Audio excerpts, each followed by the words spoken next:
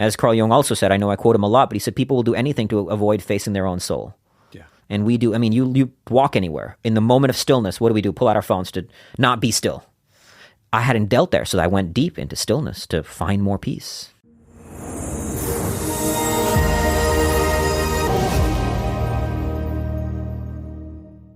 Akshay, it's an absolute honor to sit down with you here today because I got an email from my buddy Zach Bitter yesterday who said, I have a buddy who's in town through Friday and is about to embark on a huge project where he will ski across Antarctica, which requires pulling a 400-pound sled. He has done all sorts of crazy shit to prepare, including a 10-day darkness retreat. And I was like, what's this guy's name? Then I look into you, and you're a United States Marine veteran, a speaker, an entrepreneur, an ultra runner, and an author. And you served in Iraq during Operation Iraqi Freedom. So thank you for your service, sir. And thank you for taking your life into your own hands and becoming a person who is worthy of increasing their own consciousness. That's a rare thing to sit in front of someone who is doing that on a consistent basis. So thank you for doing that. I appreciate the acknowledgement, man. Thank you, brother. So I'd love to start at that place of increasing your consciousness because you said in a 2019 interview with Dr. Michael Gervais, you said, I'm doing the same things I was doing 7 years ago, but I'm doing it from a different level of consciousness. The things that I'm doing are an access point to a greater evolution. It's not running away from the demons, it's running toward them. When did that shift? When did you start running towards the demons instead of running away from them?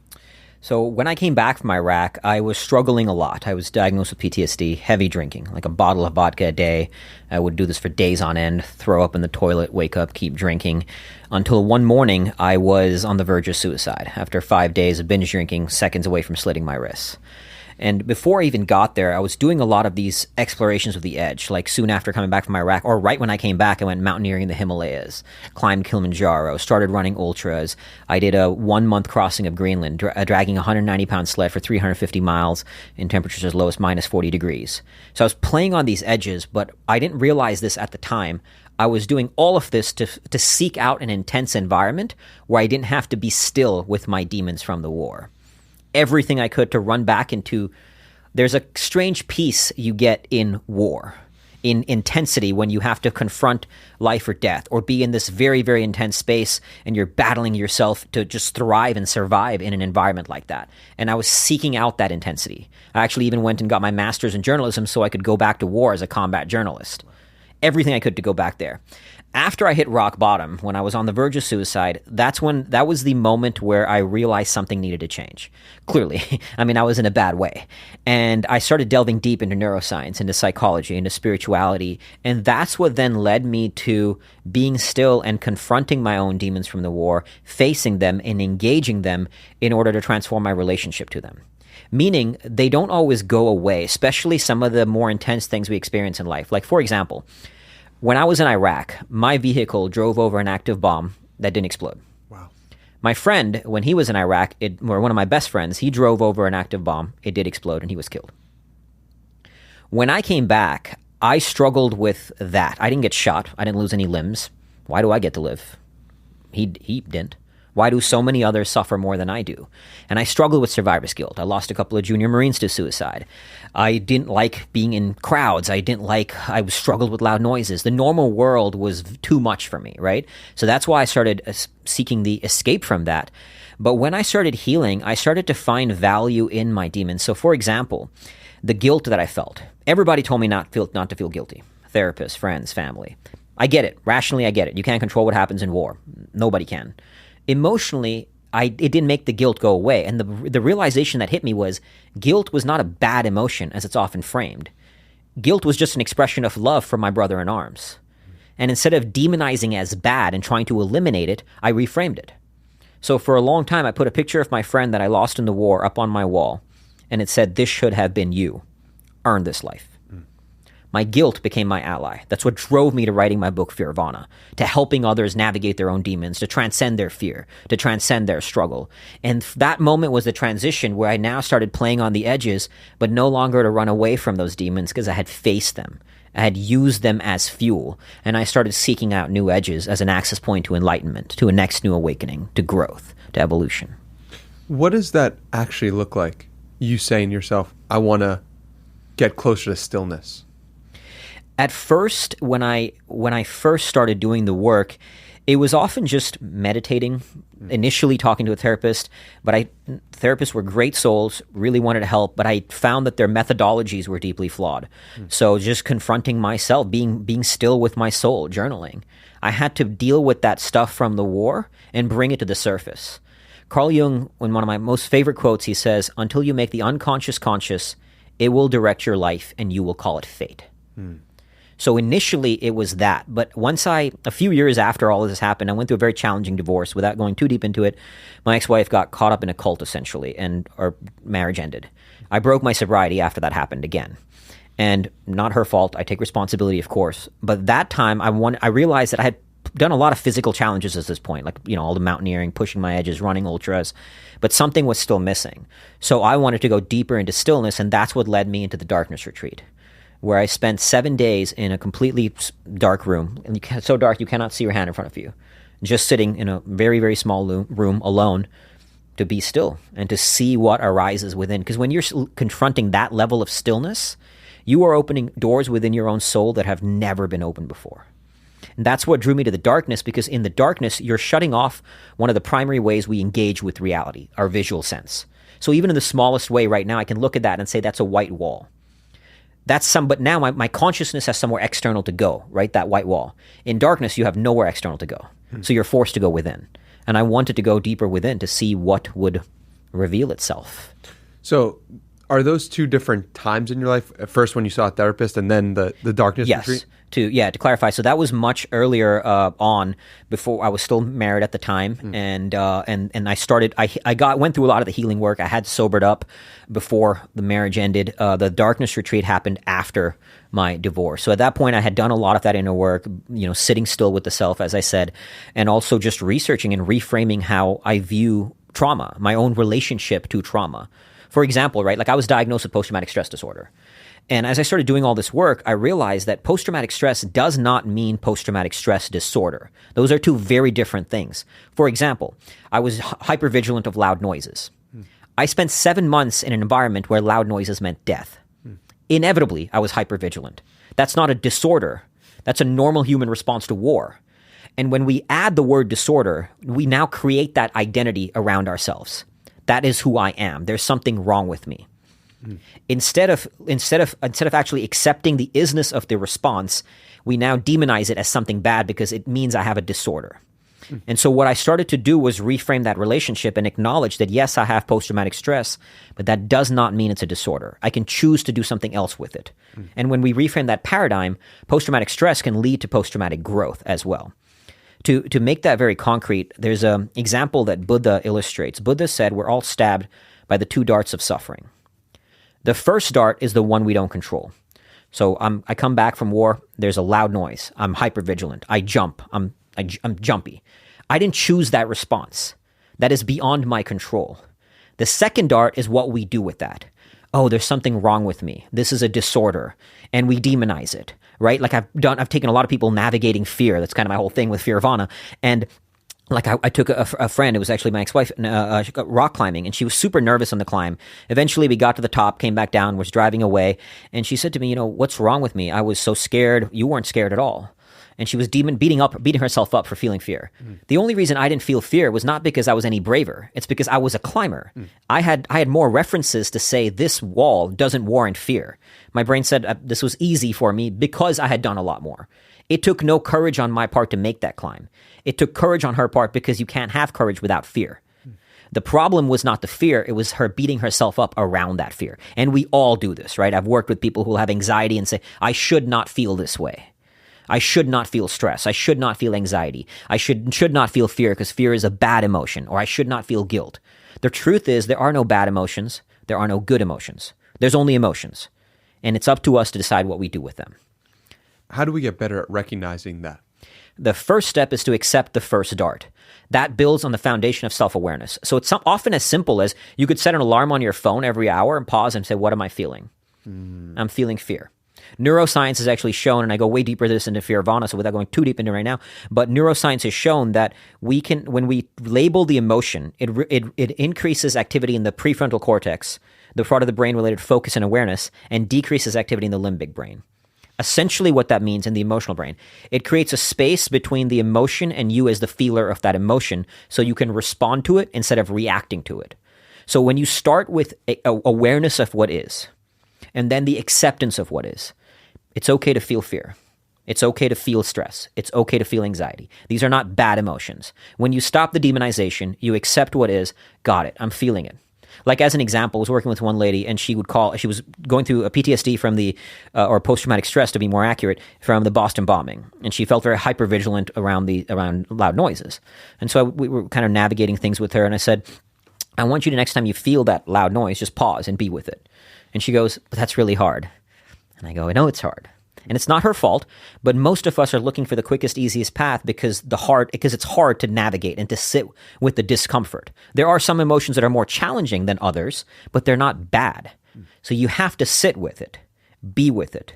The only way out is through awareness and then acceptance of what is.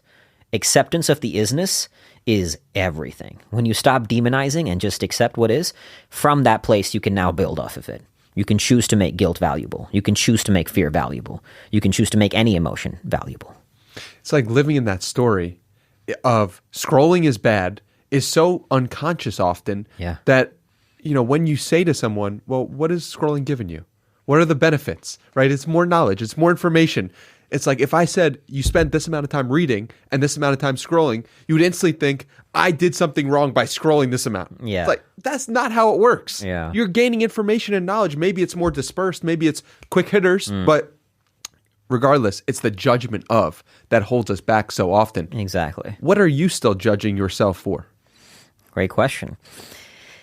And this is a construct of my reality that I've chosen to ascribe to, that is of value. And that is, I believe I owe a debt for this life I've been gifted. I believe, not only did my vehicle not explode in Iraq, right? But I was born to great parents in India.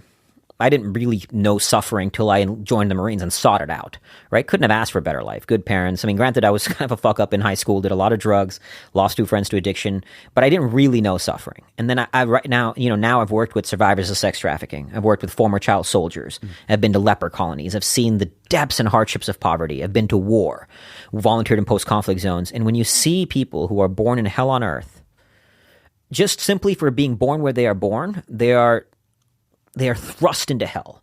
I was blessed with a lifetime more opportunities, 1,000,000 times more opportunities, simply by being born where I was born. I didn't do shit to earn that. In my paradigm, I believe I have to earn this life. There's a debt I owe for this life I've been gifted. Now, admittedly, a lot of people, my friends, mental health therapists, have said that is not a healthy way to look. But the point of this is not to say you have to think where I think. The point is our darkness has fuel. That is my demons, because of all these life experiences I've had, seeing humanity at its worst, seeing the evils of humanity, right? Seeing the struggles of humanity, not only without, but also confronting it within in my own demons. I've turned that darkness into valuable fuel. And we all have our stuff. We all have our darkness. We all have our demons. They don't have to paralyze us. They can be used as fuel. Carl Jung also says, one does not become enlightened by imagining figures of light, but by making the darkness conscious. So I do hold that paradigm within, but it is useful. Like there are times when I'm in the suck of training for a polar expedition, and I'll be hurting, and I'll say, you owe a debt for this life. Suck it up. Earn this. Even as a very concrete example, a few years ago, I did a 167-mile run across Liberia. It was about a marathon a day for a week to help raise funds for the school. 4th day of the run, I get this aching pain in my shin. I'm about 17, 18 miles into the run, and it just wouldn't go away, so I tried to massage it. It was not going, so I started limping because I had to hit at least 25 miles that day. And I was limping, and after limping about for a mile and a half, I then start booking it, just sprinting. And the whole time I'm saying things to myself like, remember Neil? Neil's my buddy who died in the war. It should have been you that died instead of him. Suck it up. If you quit now, you deserve a coward's death. People are suffering all around you. Liberia's been through Ebola, poverty, civil war. Look at their suffering. Earn this life. Earn it. And I was saying these very dark things to myself. but that darkness was fuel. That was the fastest few miles I ran the entire trip. When you tap into the darkness, you can use it as a weapon. This is not to say I always talk to myself like that. Other times it's very blissful, light, celebrating gratitude, looking at the gift in the world. But now you have the weapon when you play on both edges to access it and use it as you need. How do you know when is the appropriate time to use that negative or the dark talk to yourself? You have to step into your arena to experiment and play and to figure out. I've made mistakes around that. I did one ultra marathon. It was about an 80-mile run. And I put all these very dark audiobooks on my iPod that they were like, there was a story of a Holocaust, a survivor of sex trafficking, a former child soldier. And the thought process was, I'll listen to this dark stuff when I'm like deep in the suck of this ultra, and I will remember my pain is nothing compared to their pain. But I went into the suck and it was night, and this was like a self-ultra. It wasn't a huge race. It was just me alone out there. And I started listening to this, and I got into such a dark space. I went into like, humanity sucks, the world is evil, everything sucks, the world is horrible. And I was like, all right, that was not effective. So you have to experiment to know, but that comes with being in the arena, practicing, training, and then you start to recognize which tool, which weapon is most valuable for you as and when you need it.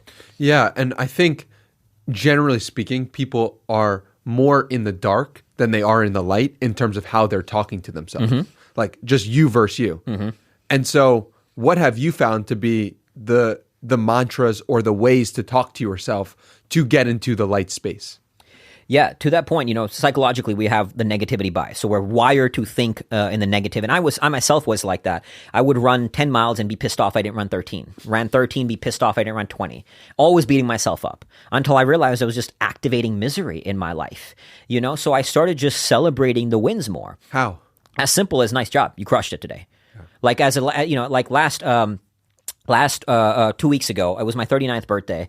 So to celebrate, I did a 39-hour week of endurance that ended with 3 back-to-back 9-hour endurance days. So it was 2 9 hours of tire dragging, which is a very heavy truck tire. It's training for Antarctica, and then a 9-hour hike. Now, even then, my instinct was to, where could you have gone harder? And that's a valuable tool, but you don't want to define it, right? So immediately I was like, nice job, you crushed that. Celebrating the win, So when I'm in that, or when I'm in the suck of it, I'm just simply, especially with tire dragging, it's very slow and monotonous. So it's pausing to acknowledge, like, what do I need right now? And sometimes it's gratitude. Like, I get to choose my suffering. That's a privilege. Or I get to be here. One of the things that's invaluable to me is in the depths of suffering, you get to access transcendence over that suffering. Like, to me, suffering is a training ground for transcendence, which is the access point to God, right? However, we all have our own version of what God means. But when do people come or attempt to come closest? In the depths of hell, right? In war, we used to say there's no atheists in foxholes.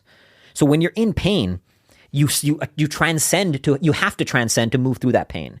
So when I'm in the suck, I sometimes remind myself, this is why you are here.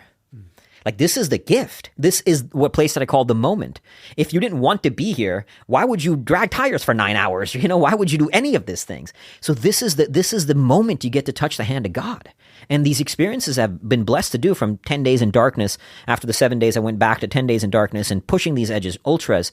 I mean, it is my version of what I believe God to be. It's the closest I've ever come. And it is profoundly beautiful. So I simply reframe how I view suffering and just gratitude, like pure gratitude, not even just like, oh, I feel grateful. It's, I know that I feel the essence of gratitude in the depths of my soul.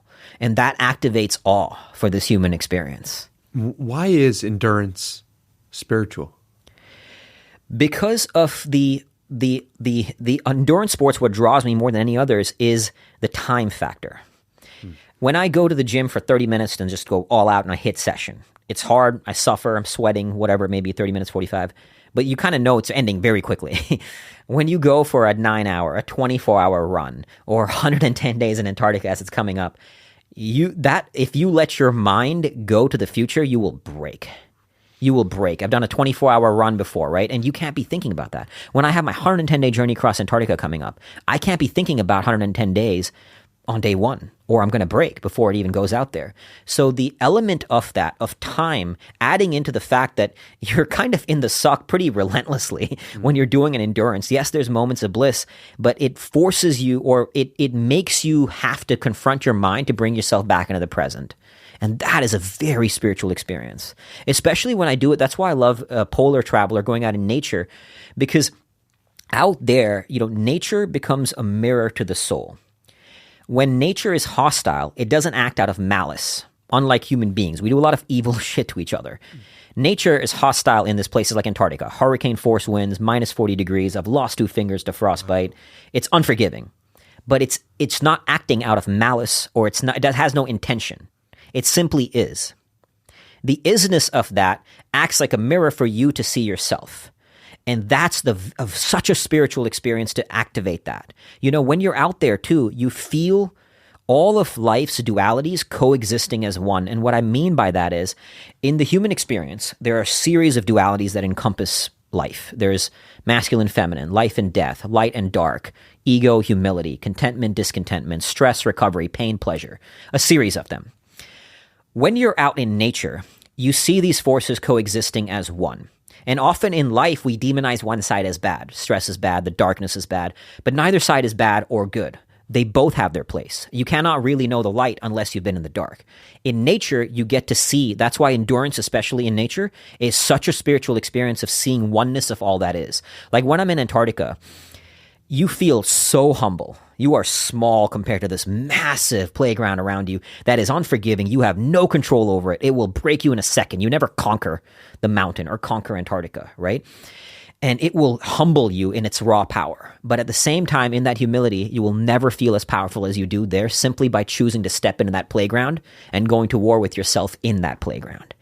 You tap into a raw power that each of us has within, and you get to experience it at its finest on that edge. And so these playgrounds of endurance in nature especially, but you can do it anywhere, right? It allows you to see all these forces coexisting as one, and that oneness is, it's a moment of enlightenment. It's a moment of awakening, of touching God, to see that. You know, and again, it doesn't have to be Antarctica. Like even in the darkness, for example, and when you're in extended darkness, your brain starts to release DMT. So you see lights that are as real as any lights here. Wow, really? The brightest light I've ever seen in my life was in a dark room. Wow. It was so bright. When?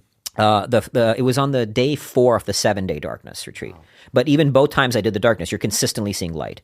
In this darkness, it was so bright, I was covering my eyes like this. I was touching my eyelids because I couldn't tell if they were open or closed. It was blinding. I was literally trying to shield myself. And there you get a visceral experience of light existing in dark. Oneness. Wow. So, okay, we need to go through so many of these experiences. What about that one? This was like the first. How would you describe this 7-day retreat, and what did you learn? This one for me was a lot more healing. I went in there because I had broken my sobriety after the divorce, and I wanted to kind of go a little deeper within, confront some more of my demons, see what arises, see what reveals itself. Okay, wait. We'll get back there. Sure. I want to touch on that, on breaking your sobriety. Yeah. When something bad happens, and you were this person.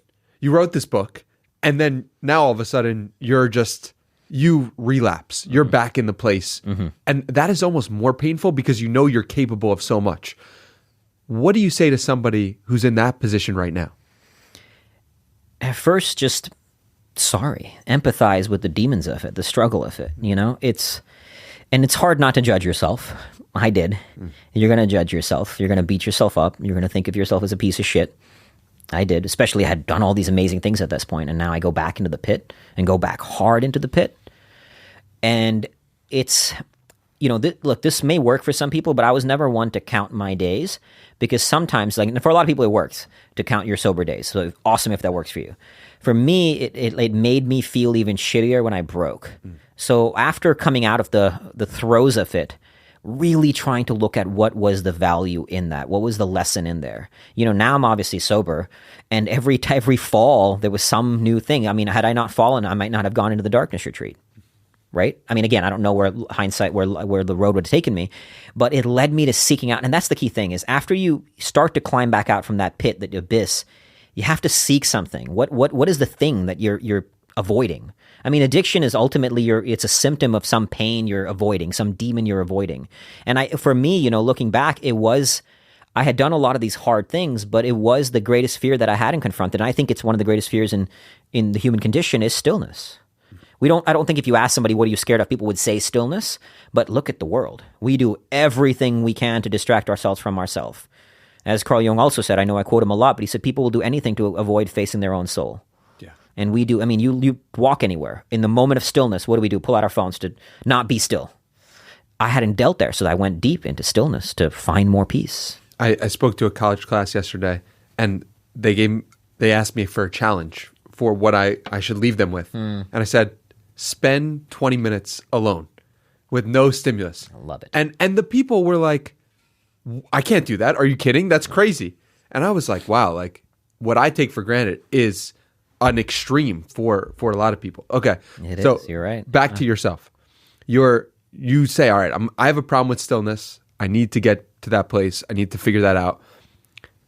Why not just a silent retreat? Why not just 60 minutes of meditation a day? Why not?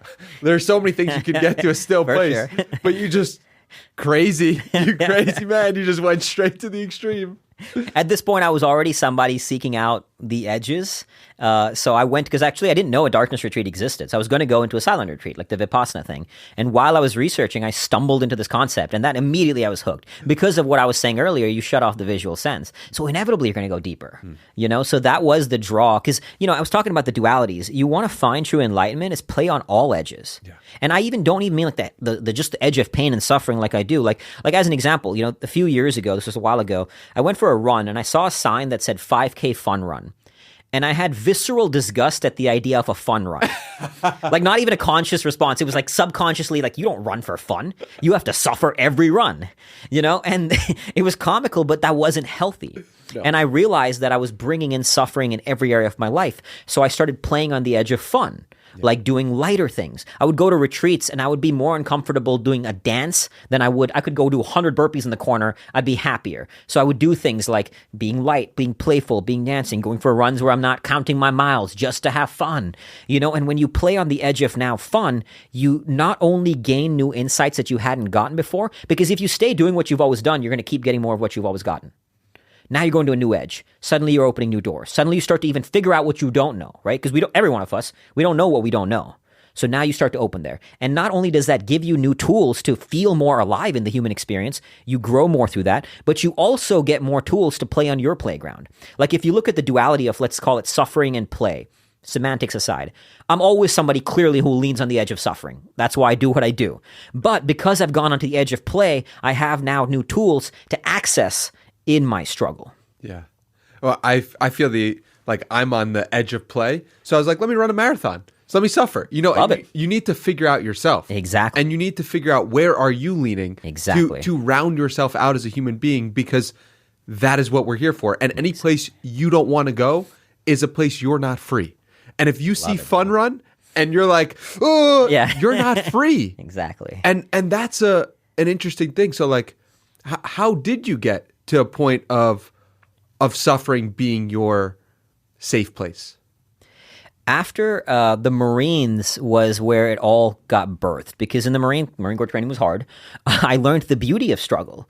I had like Marine Corps training. You learn how to move through struggle, and you discover how strong you are.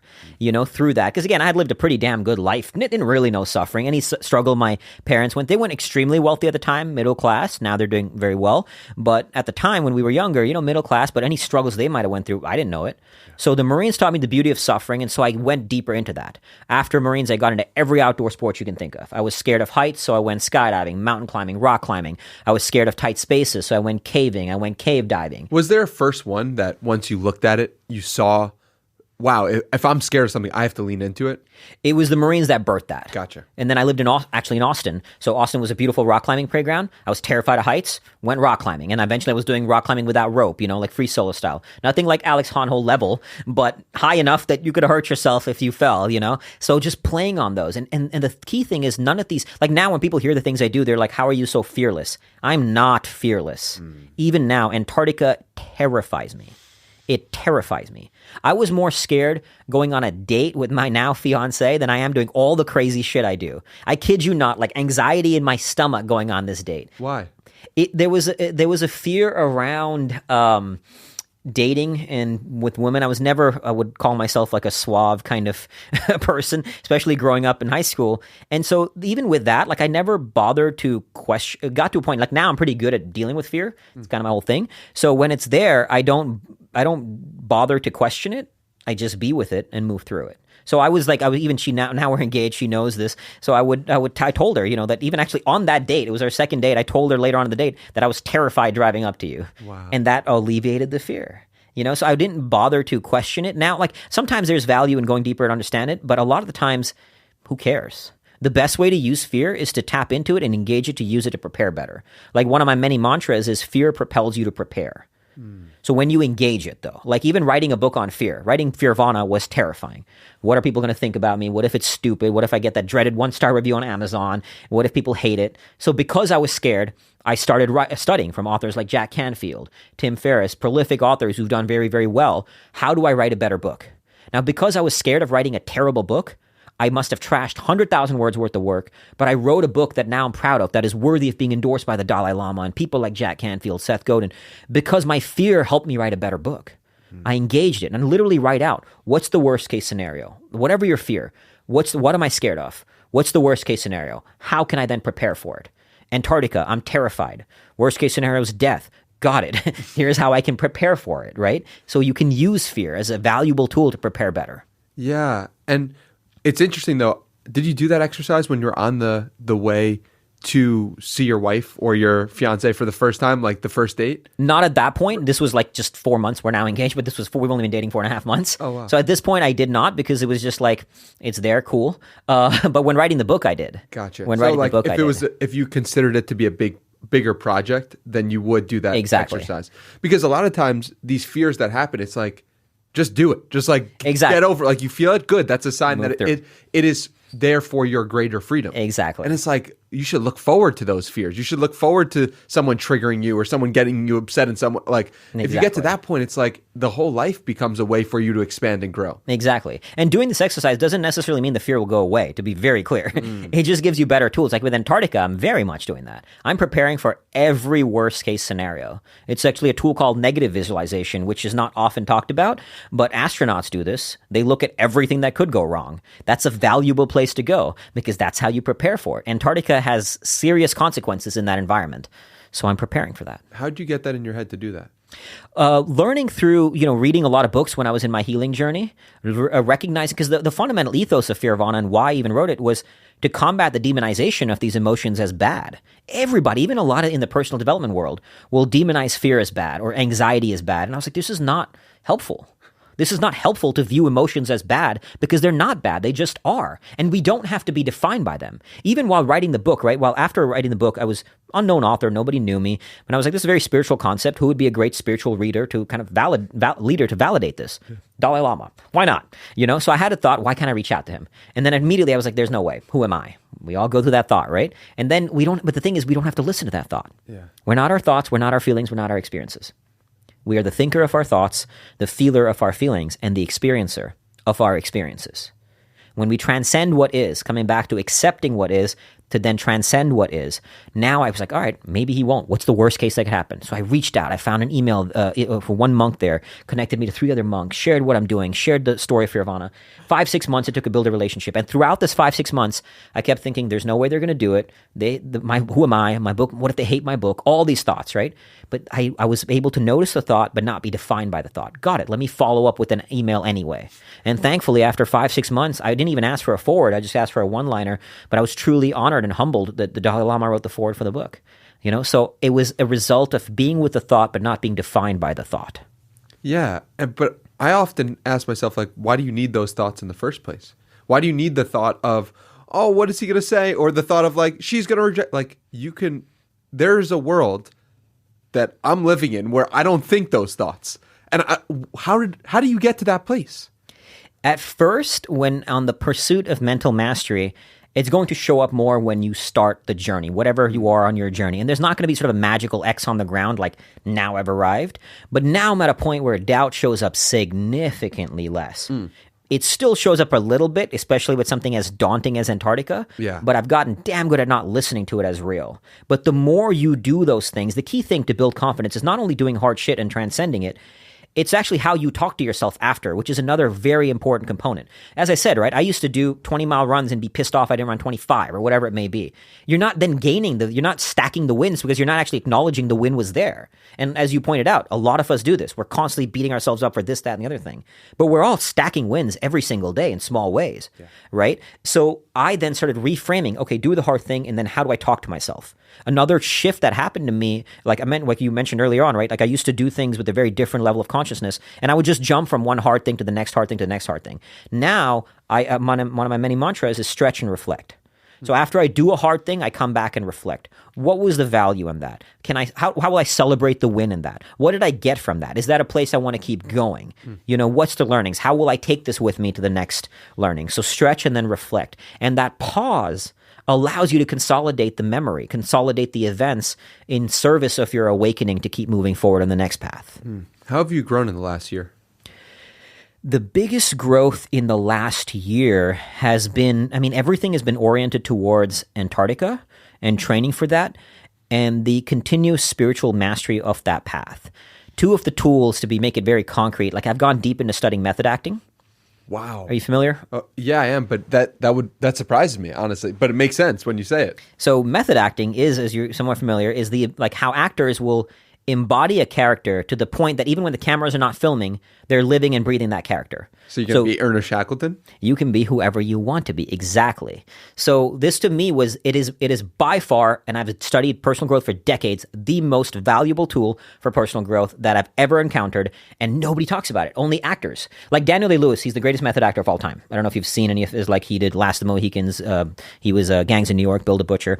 And Daniel Day-Lewis, when he gets into character, he actually dreams as the character. He even says this, I'll have thoughts and feelings that are not my own. One of the directors said of Daniel Day-Lewis, I've never seen somebody come to as complete obliteration of the self. And so what's the value in this for us, right? I'm not trying to act in a movie, but the foundation of this is to recognize that the self is a construct of our identity. Now, let me elaborate and explain with that. How we engage with reality is a series of constructs.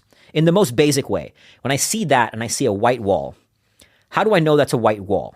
Because I've been taught that thing I'm seeing is white and that thing is a wall. But there's a space between pure experience and us as the experiencer of that experience. And in that space is filled with all our constructs. Our constructs are the belief systems, the paradigms, everything the world has taught us, our parents have taught us, all of that, right? The first step, coming back to what we said earlier, is awareness.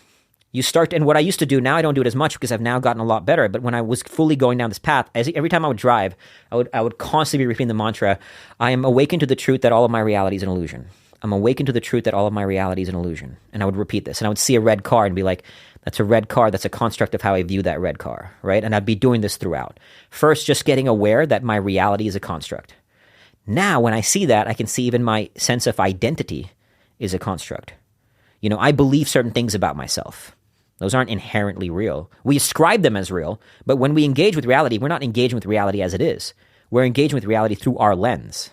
So if I'm wearing red glasses, the world's going to look red no matter what. That's why you have people who can be two people in the same room, and one guy thinks the world is terrible, and the other thinks it's awesome, right? The constructs that shape our reality. Yes. The more you become aware of them, the more you can release them to now build whatever you want to build. That's why I went into the darkness the second time for the 10 days, which was just in the last year, is to create the character I need to be to ski across Antarctica. So one of the things I was doing was there was a yoga mat in the darkness so you could kind of have a sense of where you're walking. Otherwise, you have nothing, right? It's completely dark and you get lost very easily. So I'd pace back and forth on the yoga mat and just talk out loud to myself.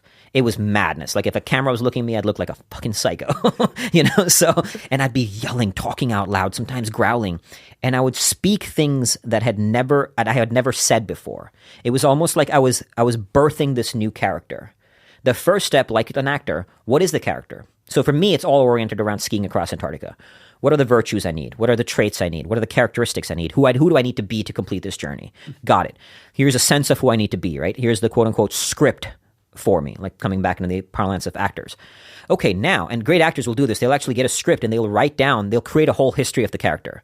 I'm not sure what's her name. I can't remember. Anyway, she would write down hundreds of pages of the creating literally a history of this character that she's been assigned. Got it. And now embody the physicality of the character. So Daniel Day-Lewis, for example, when he was playing Build a Butcher, he actually learned how to be a butcher. So now the physicality is embedded into you, into your beingness. So for me, it's going out tire dragging. And sometimes I look like, again, a psycho in the park. I'll be growling to myself. I'll be entering this state, right? This place that I often refer to as the cage. And in there, I'm a different being. Now I'm embodying the physicality of it. And then eventually, as I keep doing this, you have to surrender to the character to let the character speak to you. Because this version of you, if you choose who you want to be, it's limited by the constraints of this self. So it's a very subtle shift, but you will notice it when you play on these edges, when you do this. Like I had days when I was going deep into this process, especially in the early days, I would wake up and feel like I'm falling off a cliff because I was off balance. Because one identity I'm almost shedding, right? And Daniel Day-Lewis, he talks about this. After every role, he went through kind of a death because he's created a new identity. And now he's had to kill that identity to go back to Daniel Day-Lewis or to go to the next version of Daniel Day-Lewis. So you're kind of losing parts of yourself. But the value in this process too is you get to access those parts of yourself without judging them that much easier. Like another example, before I met my fiance, I would struggle sometimes with loneliness. I'd been divorced for about 4 or 5 years, and I didn't want to admit that about myself, especially a guy going to 110 days across Antarctica. I don't get lonely. No, hell no. But the thing is, when I started practicing method acting, because I recognize all my identity as a construct, I could be with the loneliness and not have to ascribe reality to it. Oh, got it. It's there. Cool. Let me go deeper. Now it allowed me, it got me even better at releasing judgment of those constructs because I do not matter. The only thing that matters is the character I'm creating. The thoughts, the feelings, the identity, the belief systems, all that is relevant is who is the character I'm becoming. Yeah. And also, it's like, if you're in the character of I'm Ernest Shackleton, and then you're looking at you're like, oh, that's a different guy. It's all good. That guy has insecurities. Like if I go and talk to you and you tell me you have an insecurity, it doesn't when I leave you, I don't think about it. Yeah. There's no charge to it. Yeah. There's no feeling of like I'm connected to this insecurity and it's so important to me. Yeah. It's like that's available for you in every moment. I remember telling a friend, like I know you're really dealing with this problem. I don't think about that problem at all. And neither does anyone else. And that problem that you have that you're thinking about all day long, and I could tell you are, no one cares about it. And that to her was like, I can share. Oh, like I see. Because when you see it in someone else, when you see it's easier. Absolutely, And dude, this is so brilliant because I've studied personal development in some sense for the past 10 years that other than Will Smith talking about it, about how everyone should be and doing acting in some way, never considered this as like something to study. And that is like a huge, tears came to my eye when you said it. I'm happy to hear that, brother. It was a game changer. So method acting, and you said there was a second thing. Yeah, great. Good to point out. The other thing that's been awesome is engaging with how memories work and using that as even part of the method acting process. So let me explain. And I go deep into the neuroscience of it in Fearvana as well. But basically, when we engage with the memory, we think of it as like accessing a screen. Like I'm putting on this video camera of my 25th birthday, whatever, right? But that's not how memories work. Every time we access the memory, we are accessing the last time we accessed that memory. So the neuronal structure of that memory alters. Memories are malleable. Now, why is this important? Because how we engage with reality is based on our memories. Like, why do I know this is a thing? How do I know how to open this can? Because I have a memory of how this thing works. I know there's a drink in there. I know how to drink it. And this is just a small example, but everything. Our brain is constantly creating memories, and those memories will shape how we engage with the present and how we step into the future. Knowing this, I learned to manipulate memories, and not just in terms of the past, because part of it is to first recognize, and this is what one of the flaws with therapy was, we're always going into this past memory from a disempowered state. So all that's doing is reinforcing the content of that memory more negative and negative and negative, right? And there's a great researcher, Dr. Elizabeth Loftus, has shown how you can actually input fake memories into people. Like they did a study after 9/11. They asked people all kinds of questions, and they asked them the same questions 5 years later. And often the huge things change, not just small things, but even where they were when 9/11 happened. So their entire memory had completely shifted to and it's not like they were lying. They believed it because memories are not inherently true.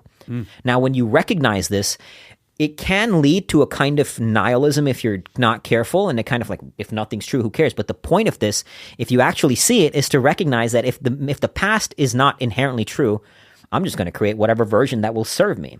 So one of the things I was doing was not only reframing my past experiences, and a way to do that is like simply putting yourself in an empowered state, and constantly accessing the memory. Of going, like, reframing the past experience. So that's how I altered like the relationship to all my past of the war. But even a client I was working with, I would help her step into the ideal future self she wants to go into and visualize it. Really, like you're putting yourself in that neuronal state where you're feeling the positive, quote unquote, positive hormones, right? The dopamine, anandamide, the endorphins. You can do it after exercising. And from there, going back into the past. And now the more you do that, the you reframe the experience. So part of it was the reframing the past, but only this year where I started kind of get this, call it a ninja hack, to actually use this in service of bettering my future, was I realized, okay, if memories work this way, I'm going to alter the experiencing self moment of said experience in order to change how future me will think about this moment. So I'll give you an example. When I was in the Arctic earlier this year, I was on a training expedition in preparation for Antarctica. I was on solo. Every day, at the end of the day in the tent, I would smile. I would sometimes listen to positive music, and I would think about the day in a way that I wanted to think about the day. So I'm going to focus on this, that, and the other element of this event, of this memory. Second day, I'm doing the same thing. What am I doing? I'm bombarding my memory with how I wanted to think about the event, because none of it's real anyway. So who cares? I'm going to manipulate my brain knowing that this version of me, sitting now in front of you, thinks about the Arctic in a different way. So future me is going to think about this event a different way, and how I think about that event will shape how I then go out tire dragging, or my desire to go to Antarctica, right? If I think about during the event, because let's say you're doing a really hard run, for example, and after every run you're like, oh, this really sucks. You're imprinting a memory that this really sucks. Yeah. You can manipulate that. None of that shit is real, right? Yeah. Memories are malleable. The brain is plastic. That's the whole science of neuroplasticity. So if that shit is not real, I'm going to manipulate my brain to have future me think about it the way I want to think about it. So using your present to inject your memory, because remember, every moment your brain is molding a memory. When you become aware of this, you can change how the future version of you thinks about anything you want to think about. This was a game-changing hack, if you want to call it that, because now every moment I get to create how future me is going to think about that moment. So literally I left the Arctic with deep excitement to go deeper into the solitude of Antarctica, because I've manipulated that memory. So this version of me sitting in front of you today thinks differently about that experience, because that experience, I manipulated it while I was experiencing it, knowing that future version of me is going to think about it. So what does that look like exactly? The manipulation of the present? Yeah. It's choosing. So if, let's say it's a run, right? You come back from a run, choosing, I'm going to focus on this, that, and the other thing in the run, focusing on all the positives, imprinting the memory you want to, and it has to be with strong emotion. Emotion is what imprints a memory deeper into the subconscious. It's not always just the challenging, quote unquote, negative emotions. It's also really empowering ones. Now, the deep, dark ones stay deeper imprinted for purely evolutionary purposes, because it's more important for me to be nervous about that giant thing in the corner that could kill me than it is to miss out on a beautiful sunset, right? So inevitably, that's why things like traumatic experiences, fearful experiences get deeply embedded into the subconscious, into the amygdala, because that is more valuable for survival needs. But you can also embed those experiences, those memories, through positive, and I use positive again in quotes, of emotion. So I'm going to choose to smile. I'm going to listen to an empowered song. I'm going to put myself feeling endorphins, put myself in a very happy state, and then think about said moment. Do it over again. Do it. So every day in the Arctic, I would do this in my tent every single night, right? I'm thinking about this every day, how I want to think about it. And one of the things I was also doing even at home, because the key in this is to start to recognize that memories and entirety of how we engage with reality is that illusion, right? It's a construct. So the other day I was in my house and I was doing this simple exercise to prove, quote unquote, prove to myself that memories are a lie. Like I sat there and I looked, okay, what did I eat for dinner yesterday? I ate steak.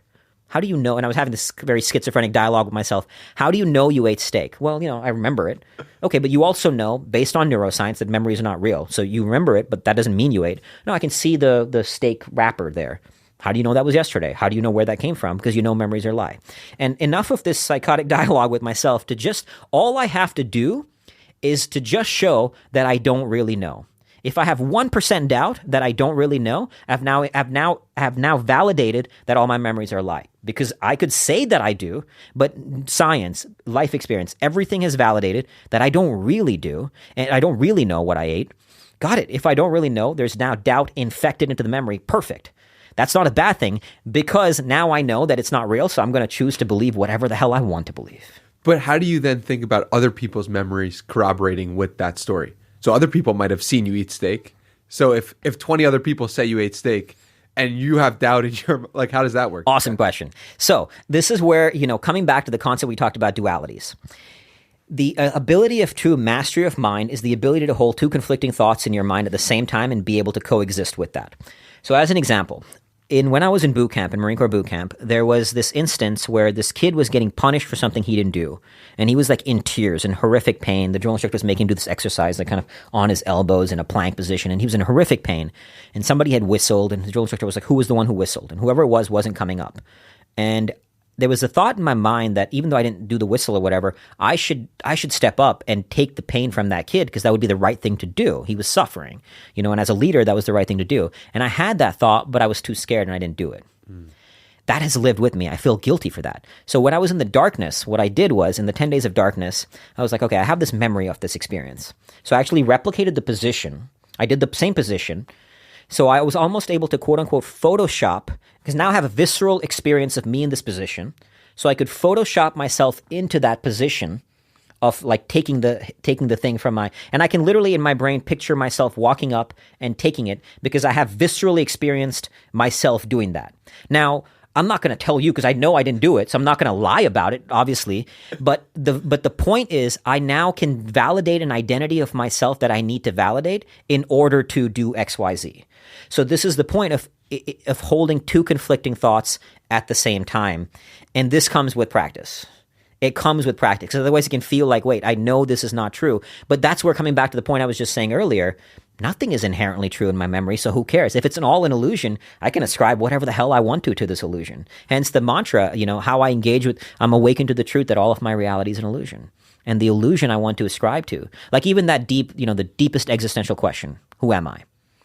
There is no right answer to that question. My answer to that question, after pondering this for decades, is I am the creator of my own illusion.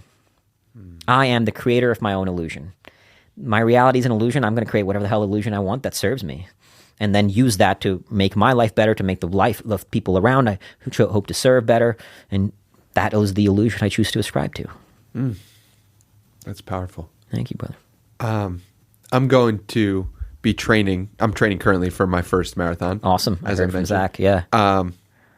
And I'm running it on December 2nd. Okay. And, from hearing you speak in the past, since we've started this podcast, I wanted to ask you about how I should think about the marathon itself. But now I'm starting to think maybe I should ask you about how I should prepare for this final training block in the next 3-4 weeks, because really that's the majority of the time. And if I can change my thoughts and how I think about the training, and that could have an incredible impact on the actual marathon itself. Absolutely. So what is your advice, generally speaking, knowing that I'm going to be running a marathon on December 2nd, 2023? So I would say first off, in your training experience, kind of doing what I was talking about with manipulating the memory of said experience, So as you're going through the training, like right now, how do you perceive running? Like what's your belief around running? I love running. Awesome. The struggle, quote unquote struggle, makes me stronger, and the pain that I go through is helping me evolve. It's a spiritual experience. Awesome. And it's helping me connect me to all things. Awesome. So you have a paradigm that serves you. Yes. That's great. So now you can keep reinforcing that if need be. The other tools, like I believe some of the four most important virtues to guide us on the path of mastery, to embody, I would say, is courage. Courage, I would argue, is probably the most important virtue. Why? And Maya Angelou actually says courage is the most important virtue because without courage, you can't practice any other virtue consistently. You can practice it erratically, but not consistently. Like it's easy to be kind right now. What about when life is punching you in the face and you got to be kind to people around you who, let's say, done bad things? It takes a lot of courage. Courage is because life will be hard. It's always hard. And it takes courage to move through the hard thing, to move through fear. You can't have courage without fear. So you need courage. You need fear to experience courage. You need struggle to experience courage to move through that. So courage is foundational to moving through. You might have a run where you wake up one day and you don't want to do it. That sucks. I'm really not feeling it. That takes courage to step out the door. So training in that, like anything, it's a trainable skill. The other one is presence. If you're thinking about mile 26.2 when you're on mile 1, you will break. Your mind will destroy you. So training yourself to presence. And this is as simple as walking into the coffee shop. Instead of checking your phone when you're standing in line, let me be with myself. The greatest way to bring yourself back into presence is to anchor into your 5 senses. One of the 5 senses. So simple hack, right? Courage, presence, curiosity. I cannot stress enough the value of curiosity to navigate life's hardships, because often we have like a judgment, or people will say, don't compare yourself to others, which I think is useless advice, because the brain naturally does compare yourself to others. So instead of saying don't compare, when you find yourself comparing, inevitably, we all do this, right? Instead of being, and people will do this, like I had made a comment on Instagram the other day about how me and my fiance, we never fight. I can't tell you how much that triggered, and we never will fight. I said we'll never fight. That triggered the shit out of people. Like, this guy doesn't know what he's talking about. He's naive. He's stupid. I can't tell you how much it triggered people. Now, here's the thing. You can have your judgment. You can have your doubt, because that's shaped by your own lenses. Maybe you fought in every relationship. Move that to curiosity. Instead, hey, like, you have tremendous curiosity. I can tell from your questions. So it's awesome. But curiosity in other people, in your own reality, when you're stepping in the marathon, what's going to come through? Who am I going to be on the other side? People ask me, who are you going to be on the other side of Antarctica? I have no idea, dude. And that's part of the joy, So curiosity, courage, presence, and the other one is a sense of humor. You have to be able to laugh when shit gets bad. And this is this is huge. You have to be able to laugh, especially laugh at all the things. I think it's a deeply flawed thing that I'm seeing in the world right now, where we demonize comedians for making quote unquote offensive jokes. You should be able to laugh, especially at the dark shit. That's how you move through life, So having a sense of humor is how I get through all the hard shit I do, and there's obviously a series of other virtues, but I would say you train all those 4 and you master those, it'll guide you through life's struggles, It'll guide you through everything. And then also be looking for one, this is not necessarily related to virtue, but talking about, it reminded me of the dualities.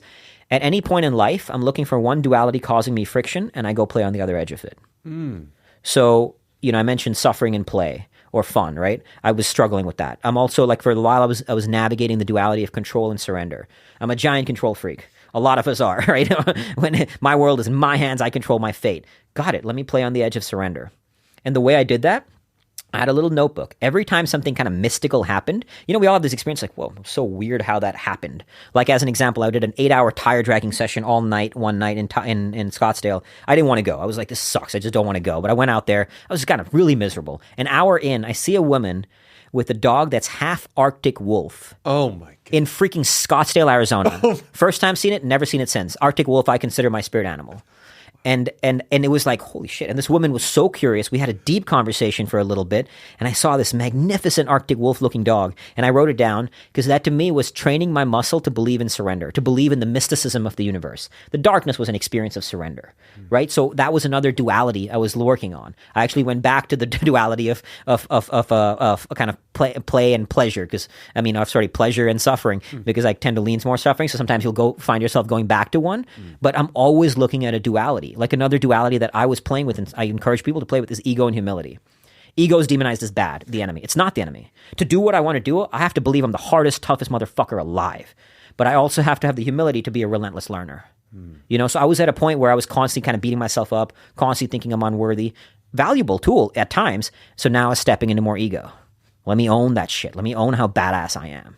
So always looking for a duality. Find one, and this is going to take awareness. There's a lot to this, but I'll send you a list of dualities, because in my constant practice of all these things, I have a lot of time to think when I'm doing the shit I do. So when you're tire dragging for 9 hours, your mind has a lot of time to think. So I kind of come up with this huge list of dualities, and I'll send it to you, and then just find one. And we won't get to a point where you kind of all right, it's not like a magic X on the ground, like I've now mastered this, but you'll just know with enough, as long as you practice awareness. Like, even with surrender, I was like, hey, I've actually found a way to now fully embrace the mysticism of the universe. Awesome. Now let me move on to the next duality. I love that so much, because, I like to tell people, it's like, I try to take peaceful people and make them more ambitious. And I try to make ambitious people a little more peaceful. But I never considered that what I'm actually doing is trying to expose them to the duality of life. And love it. Yeah. Yeah. Your wife or fiance said you are the most emotionally centered person someone will ever meet. And I really feel that from you. And thank you. I really feel a deep sense of peace within you, which is just remarkable for somebody who has done all of the crazy stuff you've done. To me, it's so cool. Thank you. And you mentioned presence as one of the most important pieces. And she said what she learned from you is presence is the key to amazing relationships, and presence is how you achieve greatness. How can somebody get better at training presence? Keep practicing it in the mundane, in the day-to-day. When you're standing in a coffee shop, instead of checking your phone, pause. Let me be here. What am I feeling? Meditate. Let's do a 30-second pause right now on this podcast.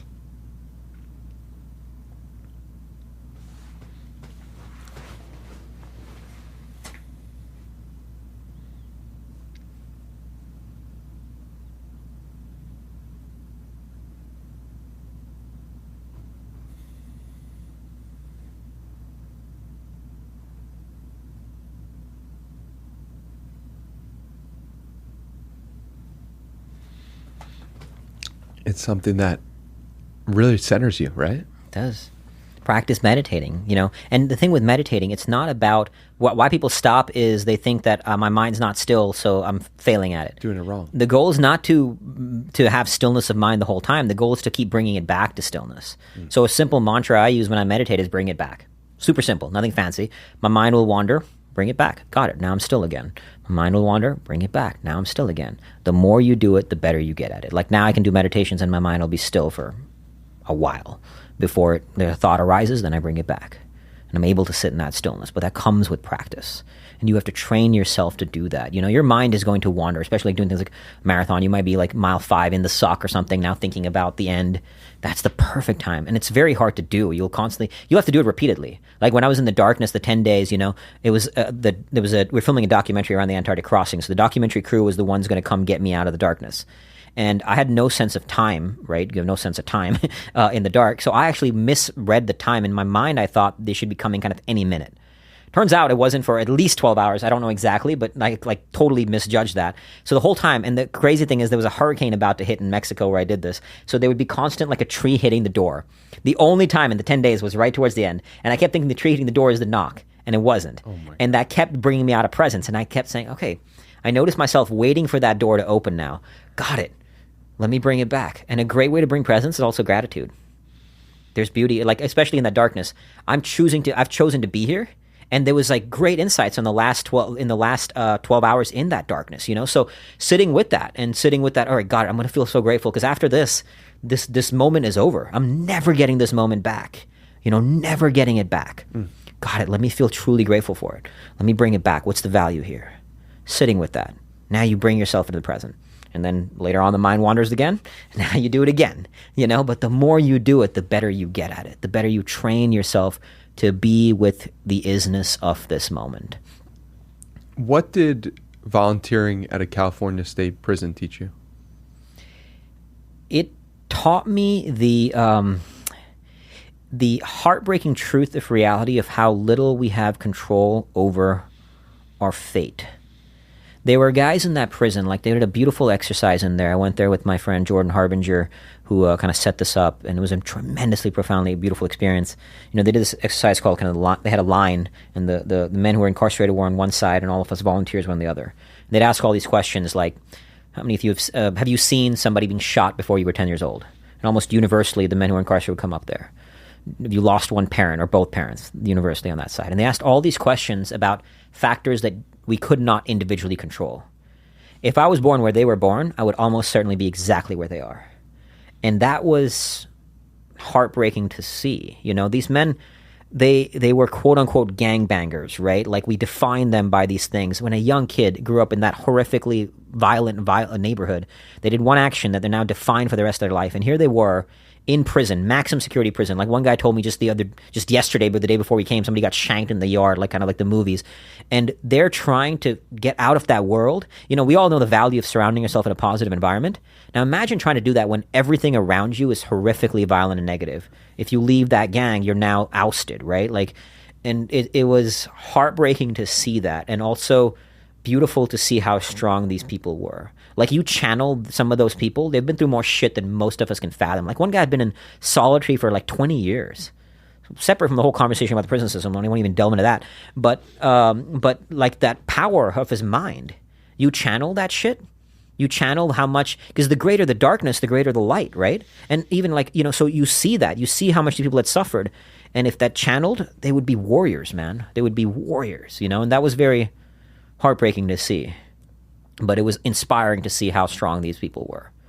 And we don't, while we often are a slave to our circumstances beyond our control, unfortunately, when you find yourself in prison, you have a lot less agency over controlling it, but most of us who are not trapped in literally our freedom sort of imposed upon, we have agency over seizing the reins, We are slaves to a reality that beyond our control. We're all affected by the paradigms that shaped us. But the moment you bring that awareness in, the moment you step in and regain agency, one of my favorite quotes on the nature of consciousness that I think summarizes beautifully from this guy, P.D. Ouspensky. He wrote this book, The Psychology of Man's Possible Evolution. He says, man is a machine, but a very peculiar machine. He is a machine that when recognizing he is a machine can cease to be a machine. Now, explaining that, what that means is we are a machine in that if somebody comes into this room with a gun, I'm going to feel fear. I'm not choosing it. That's a response to stimuli. There's coming back to everything I said about the constructs, our beliefs, right? But the moment I step in, the moment I recognize that's the first dart, and instead of letting that downward spiral control, like this of second dart, what I call in the book second dart syndrome, where our thoughts just go on spiral without our awareness, the moment I step in and say, got it, I'm feeling fear, I'm going to regain agency. By recognizing the limitations of free will, kind of paradoxically, we regain free will. Does that make sense? Mm-hmm.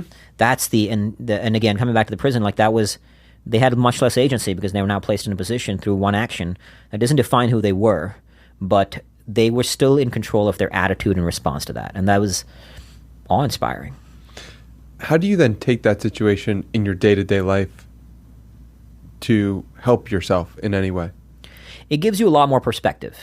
Even all the things from that experience to being at war, like I said, working with former child soldiers, it gives you perspective on your own stuff. And this doesn't mean you're not allowed to feel bad. Like, I want to be very clear, because even my mom, now they have a very great life. They have a great life in India. They have a lot of money, and my dad's worked hard for it, and so has my mom.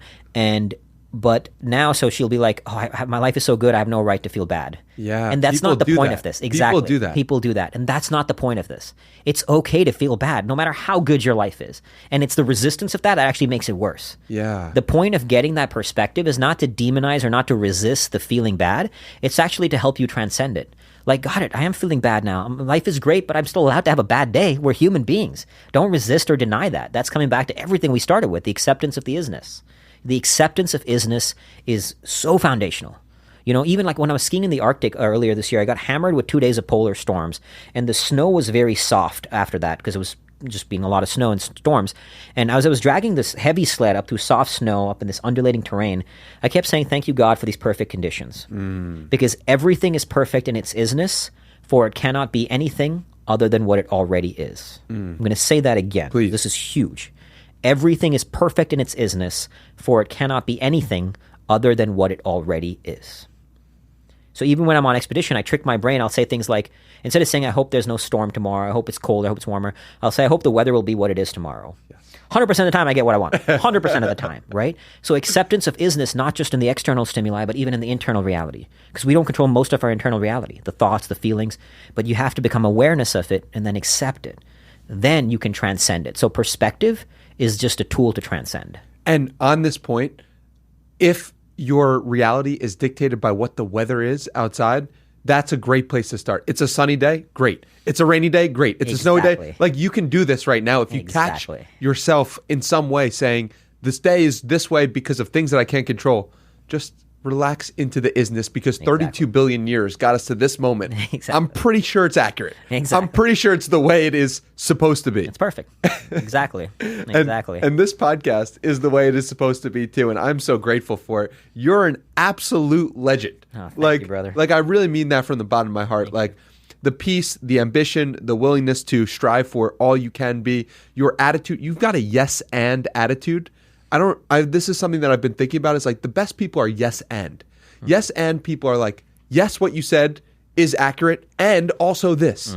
And you are a yes and person. And so I'm very grateful for that. Thank you, brother. What should we leave people with as a challenge by way of, you listen to us talk for the last hour, what is going on? What should somebody take from this and actually do something with it in their own life? What's a challenge that comes to mind for you? I would say the best thing to go do, based on this entire conversation we've had, is go lock yourself in a dark room for an hour. Or if that's an hour is too much, 30. No, do an hour. Do an hour. Do an hour. It should challenge you. Yes. It should make you feel horribly uncomfortable. But when you start going still, when you start being with that stillness, you will open doors within yourself that you've never opened before. And the key thing is, when you open those doors, this is why meditation is not always peaceful. You're not just opening doors and sunshine, rainbows, and unicorns are coming out. You're also going to have the dragons and the demons, right? But as one of my many mantras, the greater your demons, the greater the divinity required to rise above them. The greater your demons, the greater the divinity required to rise above them. But you have to bring those demons to the surface so they don't control you, because they will control you if you don't control them, if you don't be with them. Stillness is how you do it. Wow. Sit in a dark room for an hour. The fact that you've gone to war, ultra events, Antarctica, what do you come back to? You come back to just be in a room for an hour and let that guide you, because don't listen to us. You've got the truth for you. Like, and I think more people need to hear that. Like, someone could look at your story, they could look at what you've done, and they could say, that guy's on a mountain. That guy is above me in some way. He's a superhero. And you are a superhero. But you're also a human being. And you started just like everyone starts, with a blank slate of excitement and possibility. And admittedly, not everyone gets that opportunity of the blank slate. Some people are below surface level to begin with. Yeah. But you took the gifts that you've been given, and you aim for more. So thank you for being you. Thank you for doing that. I'm very grateful for you. And where should we send people to help you with your mission and connect with you further? Thank you for asking. You can find Fearvana on Instagram. I'm at Fearvana, Fearvana. The book is on Amazon, Kindle, paperback, Audible, all of that. We've been donating all the profits of the book to charity. We've helped survivors of sex trafficking, helped to build a school. Right now, we're funneling it all to the Crossing. Again, I'm not making $1 off it. And then also the website, greatsoulcrossing.com. That's great, SOUL crossing.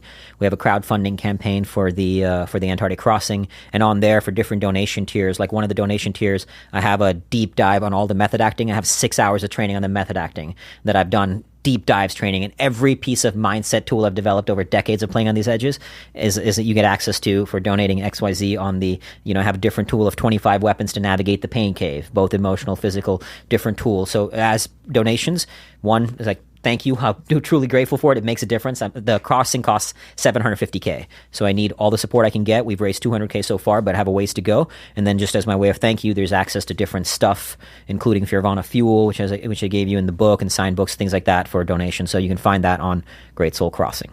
Awesome. And that's all linked down below for people who want to check it out. Thank you, brother. Thank you so much. Thank you for having me.